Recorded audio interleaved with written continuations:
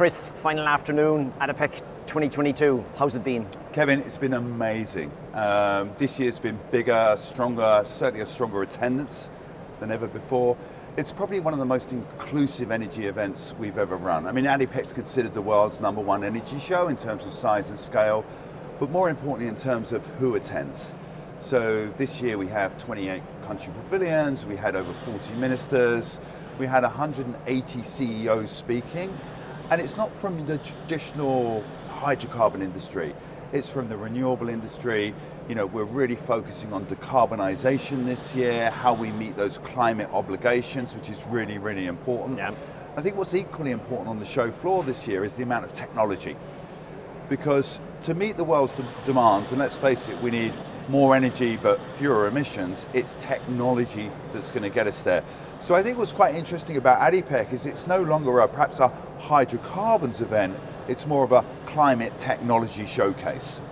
Well, you know, we started off at the opening session with the maximise energy, minimise emissions, right? Absolutely. For the theme. And you mentioned technology, leadership, you had the whole club where there was intimate, you know, the people could have frank discussions about what they're doing.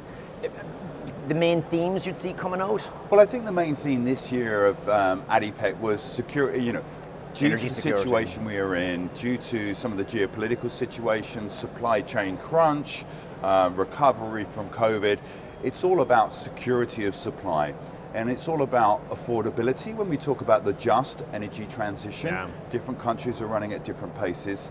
And it's all about being more sustainable. What's clear is the world needs more energy. We're going to grow our population over the next 20, 30 years by about 2 billion. So there's definitely a need for more energy. Correct. But it needs to be more secure and it needs to be more affordable. Different countries run at different paces in terms of their industrialization. So it's those perhaps more industrialized countries that need to work with the less industrialized countries to manage that energy transition.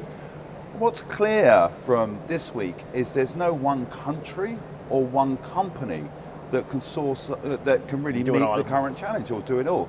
So it's about partnership, it's about collaboration to meet the world's energy needs, but also clearly reducing those all-important emissions.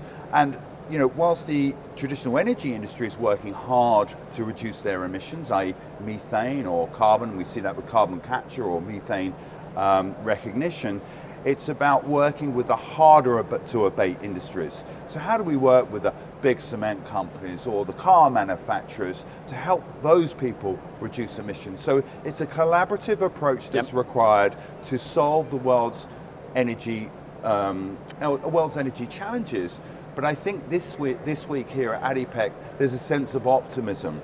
There's a sense of reality of what role policy needs to make, what role do these energy companies need to make in terms of further investment. Because unless that investment's made, we will stall our climate ambitions. Well, it was all through the same. And you mentioned you had, whatever, 160 countries. The different opinions from the industrial usual suspects to the developing countries and they were just calling out their challenges. And as you say, there's no one size fits all, but whatever it is, we need more energy and less emissions. Well, this is absolutely true. And the great thing about ADIPEC is that it's not a show, you know, it's hosted by ADNOC, it's here in the UAE. So of course we address those opportunities and challenges across the Middle East. But with such a global attendance, it's really about what the needs are from those people that need more energy in Africa, what's the challenges and opportunities in India. We have big delegations coming in from South America, from across Asia. So it really is that global melting pot of opinion, of challenges, but then the industry coming together really to face those challenges collectively, collaborating, partnering to solve some of the most pressing challenges today. So it's been a great week for us here in ADIPEC. We're getting ready for 2023 already. You know, we move forward a little bit in 2023. You know, we have COP taking place in Sharm el-Sheikh, and the UAE are very proud to host COP in November 2023. We're slightly earlier in October 2023, which we're excited about. But these events are measured by companies' satisfaction on the floor plan, and I'm pleased to report that we are already 100% sold out for 2023. Already.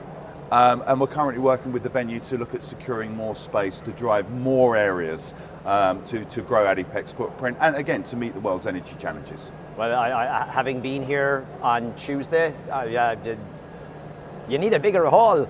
We need a bigger venue, but we're working very hard with, you know, it was an amazing crowd, right? and Abu Dhabi and the Abu Dhabi National Exhibition Centre are really working with us to try and meet the demand from people that require more space, and that's great. And that's what we said to do. It's a good problem to have, right? Good problem to have. Hey, well done. Congrats. Thanks, Kevin. Good to see you as always, and thank you for your kind help and support. Thank you very much. Cheers.